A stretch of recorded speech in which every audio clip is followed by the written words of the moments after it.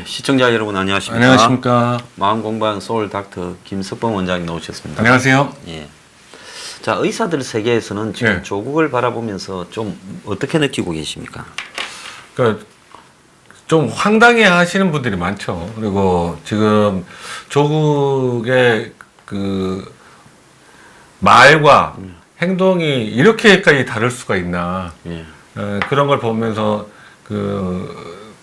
벙쪄 계신 분들도 계시고. 그런데 제가 전번에도 말씀드렸지만 지난주에 제가 말씀드렸을 때는 저는 충격을 좀 받은 상태였는데 예. 지금 보니까 그때는 그래서 충격을 받아서 양심이 없다라는 이야기만 드렸는데 조국 씨를 제가 봤을 때는 그러니까 양심이 없다는 게 뭡니까? 결국은 그 반사회적인 격장애, 사이코패스, 소시오패스에 가깝지 않나라는 생각이 들고 이게 뭔가를 그런 일을 해도 양심의 죄책감을 안 느끼는 것 같아요. 양심의 가책을. 자, 그런 우리가 다른 사람들을 여태까지 뭐 공무원 출신이나 네.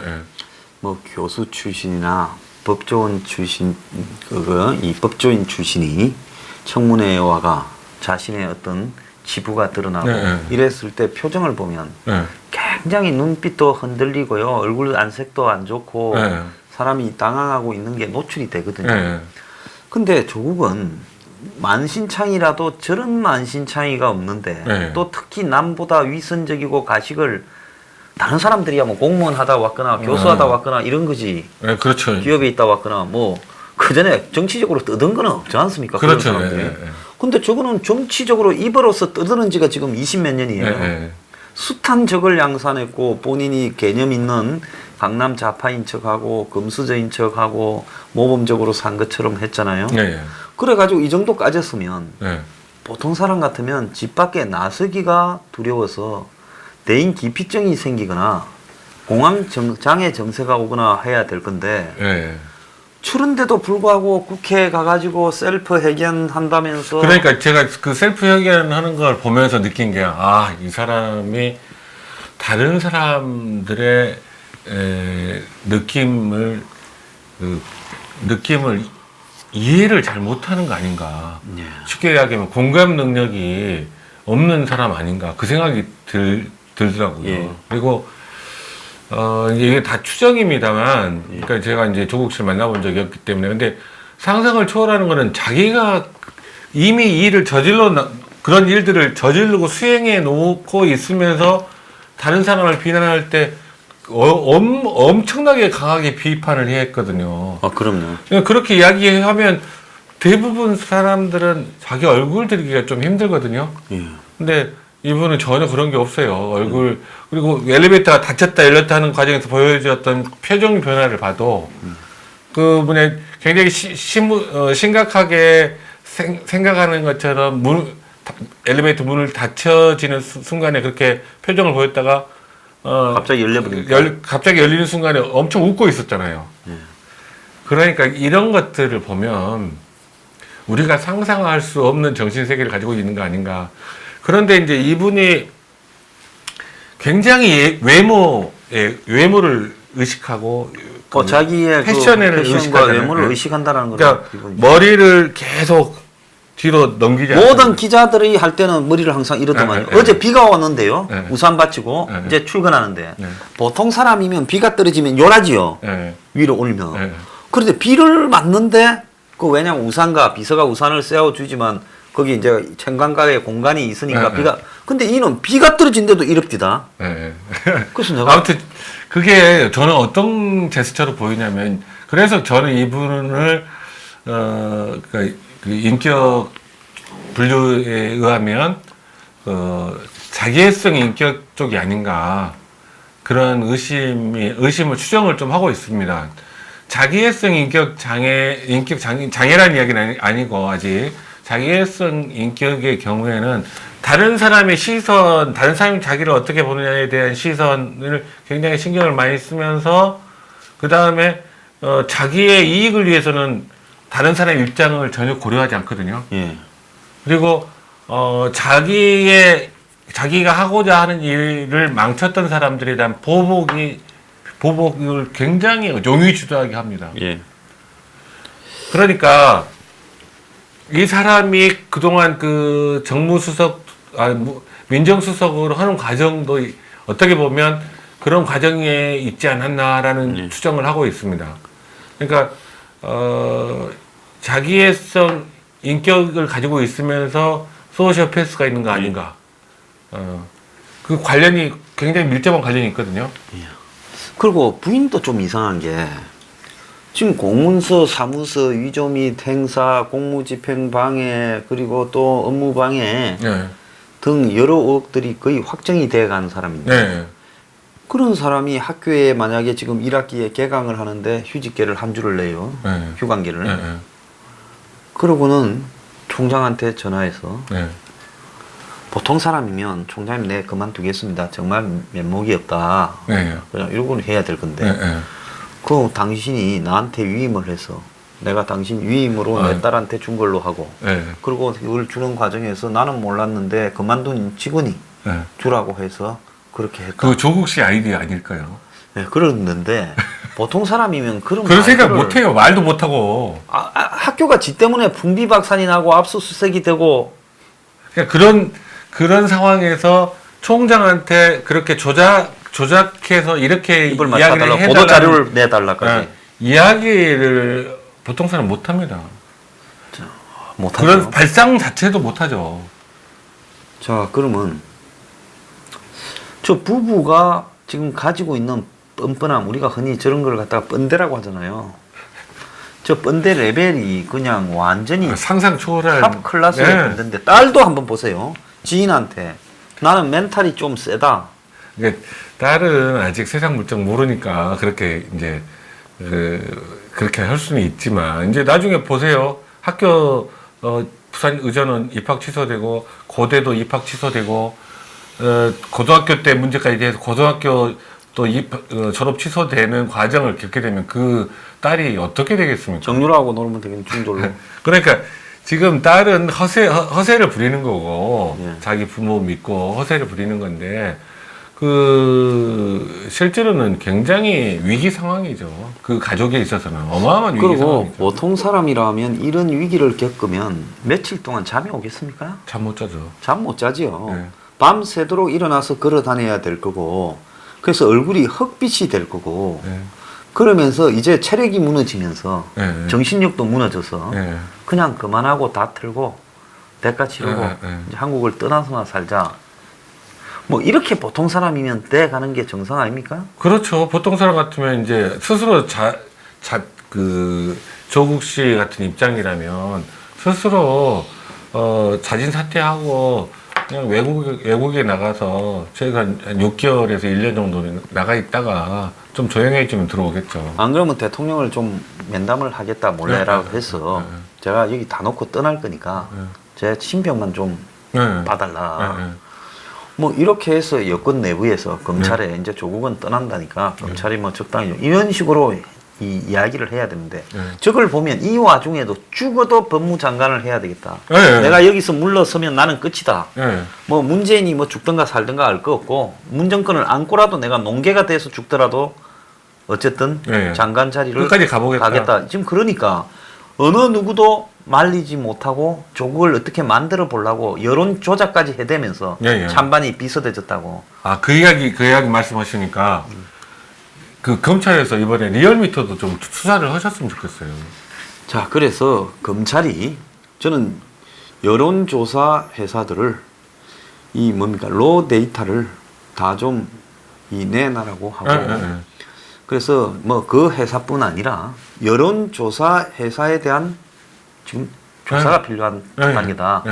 너무 심해요. 모든 여론조사 회사들을 해야 된다. 저한테 제보가 온 게 있는데요. 내일이라도 내가 그 제보를 방송에서 경고하도록 하겠습니다. 그런데 자 저렇게 버팁니다.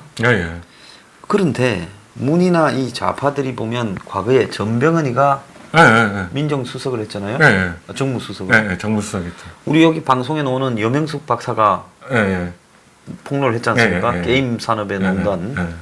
금병헌이 그만둬 버렸잖아요. 금방 정리시켰잖아요. 조국이 정지시켰겠죠. 자, 그리고 하늘에 새도 떨어뜨릴만 했던 임종석이도 네. 올 1월 달에 정리해버리지 않습니까? 그것도 네. 조국이 했겠죠? 그랬을 자, 가능성이 둘 높죠. 싸움에 하다가 조국이 네. 승리했다. 그래, 예, 이야기했잖아요. 예. 그 말씀 맞을 것 같아요. 예. 자, 그리고 여권의 대선 후보, 유력 대선 후보인 임종석이 이재명이 또 지금 순간적으로 하고, 김경수도 뭐, 당 갔다가 한번 뺐지 않습니까? 전부 이번에 보니까 유시민, 그 다음에 이재명, 박원순, 이게 전부 도와주는 사람, 네. 도와주는 사람으로 나왔지 않습니까? 조국 도와주는 그 사람. 얼마나 혼이 났으면 네. 전부 또 이번에 가만히 있다가 예, 행여라도 조국이 또 살아서 오면 예, 우린 죽는다 예. 해서 또 저렇게 했겠어요. 김부겸까지 그랬구나. 살아도 살은 게 아니다. 저 인간들이 예, 예. 그렇게 보이는데 예, 예. 자, 그렇게 다 남들을 잔인하게 그냥 잔혹하게 담가버리지 않습니까? 그러니까요. 그래서 제가 이 조국을 볼 때마다 그거 사진 봤습니까? 대선 진로 제가 그거 좋은 데인가 뭐. 예, 예. 예. 그거를 자기가 대선 부산에 있는 고등학교 친구들하고 해강고등학교 선후배 만나서 술 어. 먹으면서 그 소주 예, 세 병을 예. 세워놓고 지가 사진을 찍어서 예, 예. 친구들을 만나서 정말 예, 예. 편안하고 좋다 뭐 이래갖고 예, 올렸잖아요. 페이스북에 올렸다면서요. 근데 대선 진로 뭐 좋은 뭐 좋은 데이. 좋은 데이. 예. 어이, 그걸 바라보면 사람들은 다 바보입니까? 그러니까요. 그 이야기가, 그러니까 본인은 지금 대선 열차를 탔다고 그때 당시에 이미 판단을 하고 있었던 사람이고, 이번에 법무부 장관을 확실하게 간다라고 생각한 사람인데, 근데 그게 더 가증스럽잖아요. 한 달 잠깐 그 시간, 네. 민정수석 그만두고, 실제로 학교 복직해서 이야기 강의 못할 줄 뻔히 알면서, 복직하고 복직해가지고 800 얼마 돈을 또 탔지 않습니까? 850만 원 같았죠. 그러니까 이런 식으로 돈을 챙긴다고요. 저 돈에 대해 저렇게 많으면서 돈에 저렇게 집착하는 것은 저건 또 뭐라고 봐야 됩니까? 그러니까 저는 조국한테 혹시 저기 술 얻어먹거나 밥 얻어먹은 사람 찾습니다. 그 신고하시면요. 그러니까 어렸을 때 본인은 금수저라고 이야기했는데 굉장히 어렵게 자란 티가 나요. 안 그러면 아버지가 지독한 네. 사람이었거나 돈이 좀 있더라도. 건설업자들이 굉장히 그런 분들이 있을 수 있거든요. 예. 예. 그래서 저렇게 돈에 집착하고 또 딸의 401만 원 그 서울대 환경대학원 장학금 받았을 때 조국이 아는 사람 누구한테 전화 안 하고는 그런 장학금이 나올 수 없지 않습니까? 나올 수도 없고 그게 불가능하지. 신청서를 안 냈는데 어떻게 장학금 그런데 줍니까? 어떻게 그런 거를 갖다가 달라고 말을 할 수 있는가 하는 것도 그것도 희한하잖아요. 예, 예. 아무튼 그러니까 다른 사람한테는 자기 딸한테는 장학금 신청하지 말라고 그랬다라는 예. 트위터에 글도 있지 않습니까? 그런데 자기 딸은 이 기회만 되면 장학금을 다 받게 그렇소 만들어줬잖아요. 말입니다. 그래서 참말로 정말 뇌를 해부하고 싶다. 부인도 그러고. 그러니까 그런 분들이 있어요. 그러니까 대학에 있으면서도 돈 그러시는 분들이 있어요. 어떻게 해서든지 조금만 돈이라도 챙길 수 있으면 챙기는 쪽으로 일을 진행하시는 분들이 있어요. 그 교수분들 부인도 중에서. 뭐 의학센터, 예, 뭐 그거 지역 뭐 예, 영어 예. 센터, 예. 그 국비 받은 거 챙기고 학교 지원금 챙기고 영주시에서 뭐 예, 예. 1,000만 원인가 놓은 예, 교재비 또 챙기고 뭐 이래가 그 자기 딸 이름으로 해가지고 160만 원 또 챙기고. 300만 원 또 별도로 예, 하는 예. 것도 있어요. 그러니까 꼼꼼하고 세밀하게 다 챙기잖아요. 그러면서 공사했다면서 상까지 챙겨. 예. 그러니까 상상 초월이에요.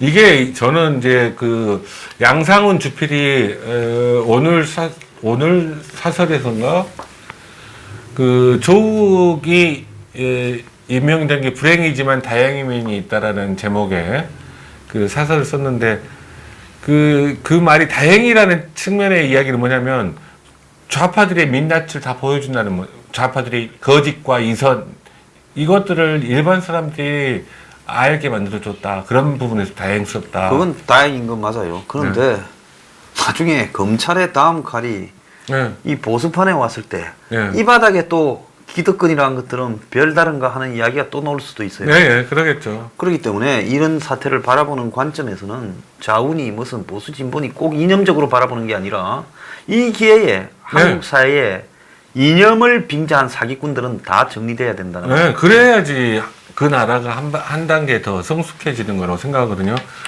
지금 그 제일 안타까운 게 지금도 그 진영 논리에만 매몰돼 가지고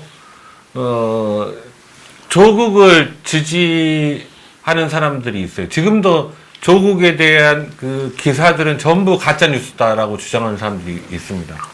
그 사람들이 정신을 차려야 되는데 제가 봤을 때는 그분들이 어떤 상태냐면 거의 망상장애 수준이에요. 그러니까 질병으로서의 망상장애, 영어로는 delusional disorder라고 그러는데 그 망상이라는 게 뭐냐면요. 잘못된 믿음이거든요. 지금 동양대 총장님 참 네, 훌륭한 분인데 네. 그분이 태극기다라고 또 지금 태극기파라고 송은석인가? 예. 송은석 의원이 또 그거를 페이스북인가 올렸을 거예요. 그러니까 그런 식으로 그걸 이끌어가는 사람들은 자꾸 그런 식으로 그 이상한 이야기들 꺼내서 자기 내부의 그 조국 지지 세력이 와이르지 않도록 해나가는데 지금 그게 문제가 아니라 제가 깜짝 놀란 게 주부들이 많이 가는 사이트를 오늘 또 들어가 봤어요. 그러니까 거기는 아이디 로그인 할 필요 없이 자유 게시판을 볼 수가 있어요. 그런데 여전히 조국을 지지하고 실제로 그 기레기들이 쓴 기사는 못 믿겠다. 조중동은 아예 제껴놓고 본다. 뭐 이런 식입니다. 지금 주부들이 제일 분노해야 될 집단이라고 하는데 네. 주부들이 그런 말을 한다면 그것들도 정말 그러니까 거의 망상장애 수준이라는 거죠. 제정신이 아니네요. 근데 주변에 이런 그 지금도 조국을 지지하고 있는 사람들을 만나시면 우리 시청자분들께서는 그분들하고 논쟁하지 마세요. 왜냐하면 망상장애 수준에 있을 때는 어떠한 팩트를 갖다 들이밀어도 절대로 인정을 안 합니다. 그럴 때는 그냥 이 대화를 피하시고 이야기 안 하는 게 좋습니다. 이야기 해봐야 거기에 에너지 쓸 일이 있으면 다른 데 에너지 쓰십시오.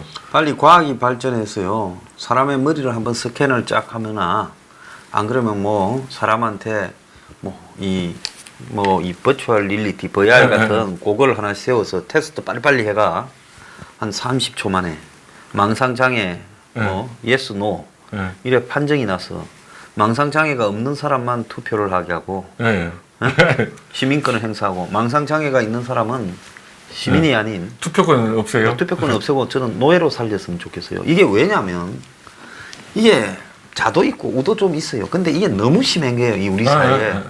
이래서 이 소수가 설치면 나머지 사람들이 더러워서 다 발을 빼요. 그래서 말도 되지 않는 이야기를 해도 그게 어떤 식으로 흐르냐면요. 예. 누가 어떤 예를 들면 조국에 관련된 조국 딸이 성적이 1등급이었다. 내신이 1등급이었다라는 소문, 그 소문이 한때 났었어요. 내신은 1등급이었지만, 한영예고에서, 그런 애가 대학 가기가 힘드니까, 그래도 그 부모가 그때 전형 방침이 어쩔 수 없이 그런 논문을 만들어줘야 되는 거 아니냐. 당연한, 그때는 다 관행이었다. 이런 식의 논리가 나오다가, 그 다음에 이제, 6등급이라고 나오니까, 영어가 4등급이, 영어 해야만 4등급이 두 과목이었고, 나머지 6등급에서 8등급 사이였다고 이야기가 또 나오니까, 한영예고에서 6등급, 4등급, 이 정도면 굉장히 영어를 잘한다, 이런 식으로 또 이야기가 또 바뀌어요. 그런 이야기를 하는 사람들이 또 있어요. 그러면 그 이야기를 보고, 그 사람들이, 거기에 추종하는 사람들이, 그걸 주변 사람들한테 전부 댓글을 그걸 쓰거든요. 또 익명의 한영예고 후배가 나온다. 또 고대성이 등장한다. 이런 식으로 익명이 등장해서 그 익명을 중심으로 기사를 쓰고 홍보시키는 이게 언론이냐. 지어낸 사람이면 어떡할 거냐. 그럼 이런 부분은 익명으로서 나와서 자기 얼굴을 드러내지 못하고 뒤에 숨어서 네. 힘 있는 사람 쪽에 유리한 주장을 맞춰주는 이것이 네. 진실이냐라는 부분은 얼굴 드러내지 않으면 쓰지를 말아야죠. 그렇지 않습니까? 그러니까 진실 제일 중요한 거는 그러니까 자유민주주의 사회에서 굉장히 중요한 게 팩트예요, 팩트. 진실이 무엇인지 진실에 따라서 여론이 이렇게 바뀌어야 되거든요. 예. 진실이 무엇인지 아예 바라보지 않으려고 하는 사람이 많으면 절대로 자유민주주의 체제가 존립할 수가 없습니다. 그러니까 개인이 성립하는데도 진실을 존중하는 개인들이 없으면 어떻게 자유민주주의 체제가 존재할 수 있겠습니까? 지금까지 어떻게 보면 인류의 역사의 발전 과정을 보면 결국은 자유민주주의를 향해서 달려온 역사거든요. 따지고 보면 저는 그렇게 봅니다. 네. 자유민주주의라는 게 결국은 그거지 않습니까? 인간의 존엄성, 진실, 개인 이런 거 아닙니까? 이런 것들을 이런 것들이 역사의 흐름의 발전 원동력이 됐고 그 방향을 향해서 왔는데 진실을 안 보려고 하면 어떤 일이 벌어집니까? 진실을 안 보려고 하면 바로 어마어마한 피바람이 불게 돼 있습니다. 진실을 바라보지 않게 되면 결국은 히틀러의 나치라든지 스탈린의 그 전체주의 공포 결국은 진실을 바라보지 않으려고 하면 결국은 그런 사태를 통해서 피를 볼 수밖에 없다는 거를 우리 시청자들께서 항상 기억하고 계셔야 됩니다. 이거는. 예. 자, 그런데 지금 유시민이 네. 김두관이 특히 뭐 유시민이 이야기 좀 해주세요. 동양대 총장한테까지 전화를 해가지고 좀 정경심이가 이야기한 그런 프레임으로 좀 구도를 짜는데 동의를 해주라 부탁했다. 지금 그거 아니겠습니까? 본인은 구도를 짜달라는 이야기 한 적이 없다는 식으로 또 부인을 그렇지만 했어요. 뭐 자기는 취재상 이런 거 아니었느냐고 사실만 물어봤다. 팩트만 확인했다 그러거든요. 자, 그 뭐 근데 사실만 확인하는 전화를 했다고 할지라도 그 전화를 받는 입장에서는 좀 황당하죠. 그러지 않습니까? 본인이 유튜브에 그 언론인이라고 자칭하면서 그 취재를 하는 과정에서 했다고 그러는데 알게 모르게 그게 그 유심히 어느 쪽 사람이고 하는 거 다 아는데 총장 입장에서는 압력감이 느껴지죠, 당연히. 자, 그런데 유시민 씨도 진짜 계속 실망의 연속이에요. 그렇게 책을 써가지고 유시민이 일종의 지식인인 양 하지 않습니까? 한국에 책 제일 많이 팔아먹는 사람 중에 하나죠. 네, 그렇죠. 그런데 그의 하는 행동을 보면 권력의 부스러기를 하나 얻어먹으려고 이건 지가 나설 영역이 아니잖아요. 저는 당에 있는 사람도 아니고 청와대 멤버도 아니고 그런데 이번에 그걸 갖다가 조국 옹호한다고 뒤늦게 나와가지고 물반 고기반이라고 하는 등 뭐 의심스러운 집회, 서울대 집회를 비판하는 등 또 더 나아가서 이제 전화까지 이 동양대 총장한테 그랬다는 등 이런 부분을 보면 이게 사람이 참 박수 칠 때 떠나야지 저게 오래 있다가 그야말로 이 칠갑을 하고 있어요. 칠갑을. 앞에는 뭐 생략하겠습니다. 원래 그게 유시민 씨가 저는 유시민 씨랑 정치적인 입장은 틀렸지만 그래도 재작년까지만 해도 그렇게 이상한 사람으로 생각하지는 않았어요. 근데 지금은 이분에 대해서 제가 좋은 점수를 절대 줄 수 없는 분이다라는 판단을 할 수밖에 없습니다. 이분이 근데 저는 궁금한 게 이분이 원래 20대 때도 그랬나 그리고 그렇게 항상 거짓을 옹호하고 자기가 믿는 신념을 위해서 거짓은 수단으로 이용하는 사람이었나 그 질문을 던지고 싶더라고요. 레닌의 방침처럼 자기가 원하는 이상을 달성하기 위해서는 거짓말을 아무리 많이 해도 괜찮다라는 그 교시를 따르는 건지 잘 모르겠지만 참 실제로 본인이 지금 요즘 이야기하는 거를 본인이 진짜로 그게 옳다고 느끼고 이야기하고 있는지 그것도 의문이고요. 그 다음에, 지금 유시민 씨가, 거의 60이지 않습니까? 예, 60 넘었죠. 58년생이죠. 예.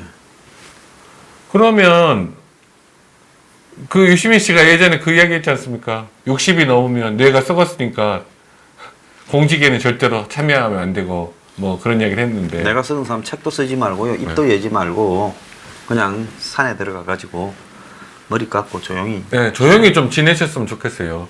이제 이 추해지는 게 등급이 네. 이제 도를 넘어버렸어요. 그러니까 유시민 씨 같은 경우는 우파에서도 그렇게 이상하게 생각 안 하는 지식인들이 꽤 있었어요. 유시민 씨. 상식적으로 말이 통할 수 있는 쪽이라고 저도 생각을 했었거든요. 한번 만나면 이야기는, 재밌게 이야기는 할 수 있겠다 그 생각을 했는데 지금 하시는 언행을 봐서는, 만나서 이야기하고 싶은 마음도 전혀 없습니다. 만나주지도 않겠지만. 유촉새가 진짜 유난해 버렸어요. 예, 예. 이번에는 도를 넘었어요. 자, 앞으로 좀 정신병이 잘 될 것 같습니다. 내가 이번에 조국 일가부터 비롯해서 유 선생부터 다 좀 병원에 가야 근데 되겠어요. 그분들은 원래 그런 스타일은 절대로 치료를 안 받는 분들이에요. 아, 그래요? 유형이, 절대로 병원에 찾아오지도 않고, 본인이 불편해야지 병원에 찾아오는데 불편하지가 않거든요. 이번에 쭉 가는 과정에서 피해를 본 사람이 네. 몇백 명이 될 것 같아요. 자, 예, 예, 그렇죠. 학교 단계별로 가면서 조국 딸이 붙으면서 그 떨어진 사람들 예, 예. 수탁이 있지 않겠습니까? 예, 예. 자, 그 다음에 장학금을 뺏긴 사람들 수탁이 있지 않겠습니까? 그렇죠. 자, 그 다음에 도장 하나 차마 거저 못하고 찍어줬다가 지금 줄줄이 가게 생긴 사람들, 논문 그렇죠. 저자 올려준 사람들, 예. 또 그래서 일저자 빠진 사람들, 예. 뭐 이런 사람들부터 그러니까 그 논문에 이제 일반 분들은 잘 모르시지만 연구하는 사람들은 논문이 굉장히 보석 같은 존재예요. 보물이에요, 보물. 예. 자기의 보물인데 그 보물을 뺏겼다고 생각해 보세요. 얼마나 그 일제자가 되어야 될 사람이 삼제자가 됐으니 얼마나 억울하겠어요. 그러니까 그 분노는 두고두고 되새겨지는 분노거든요. 내가 그렇게 다 했는데 나를 삼제자로 빼고 책임자가 마음대로 다른 사람한테 일제자를 줬다. 그거 앙심으로 남아요. 그러다가 지금 필리핀에 도망가가 오도 가도 못하는 사람들에서 이게 수사가 다 끝나면 네. 구속자가 제가 볼 때 최순실 정유라 때보다 더 많을 수도 있어요. 지금 이 일의 범죄가요. 그래서 이 조국 일가가 저지른 부분에서 지금 나타난 이 엄청난 네. 사회적 소용돌이가 엄청난 피해자, 그 직접적인 피해자는 그런 사람들이지만 우리가 이게 뭡니까? 이 콜레테럴 데미지라고. 아, 그렇죠. 콜레테럴 데미지. 이게 또 이게 있거든요. 근데 그게 오히려 자기가 주된 타겟이 돼서 데미지를 입는 건 당연하니까. 예. 받아들이기도 쉽고 그런데 콜라테럴 데미지를 입게 되면 난데없이 변학을 받는 거잖아요. 그러니까 부수적 피해로서 그야말로 치명타의 데미지가 커요. 이 세상 살면 뭐 하겠나. 이 세상은 어차피 짜고 치는 거고 다 정해져 치는 거고 이게 저렇게 좋은 말을 한 놈이 저 뒤가 저런데 네. 우리가 쏟고 살았다. 우리는 희망이 없다. 자, 이랬을 때 그 데미지는 어떻게 했느냐. 어제 보면 네 분이 또 대전에서 자살했어요. 가족이. 우유값 25만 원이 7개월 밀렸다 했습니다. 그런 거 좀 생각하면요. 정말 이 조국의 저런 행동이 그냥 정치적으로 미워서 분노하는 게 아니라 얼마나 많은 사람의 삶의 의욕을 뺏고 있는가. 우리가 네. 그런 것도 좀 생각해야 됩니다. 그리고 오늘 꼭 말씀드리고 싶었던 게 하나가 최성해 총장님, 동양대 총장님 참 존경합니다. 왜냐하면 객관적으로 생각해 보면 정권의 뜻과 반대되는 발언을 하셨잖아요. 예. 그러면 나중에 동양대학교의 그 조사 나오고 그러면 네. 조사라는 게 그게 법이 우리나라 법들이 그래서 걸면 다 걸리게 돼 있어요. 그럼요. 그런 것들까지 다 감안하면서. 하고 말씀을 하셨을 텐데 그렇게 그 자기 교육자로서 양심을 걸고 진실을 밝혀주셔서 너무 감사한 마음입니다. 네, 저도 똑같이 생각하고 오늘 네. 또 제 뉴스 브리핑에서도 언급을 했습니다. 자, 원장님 고생을 하셨습니다. 네. 수고하셨습니다. 네, 감사합니다. 예, 주말 잘 보내십시오. 네.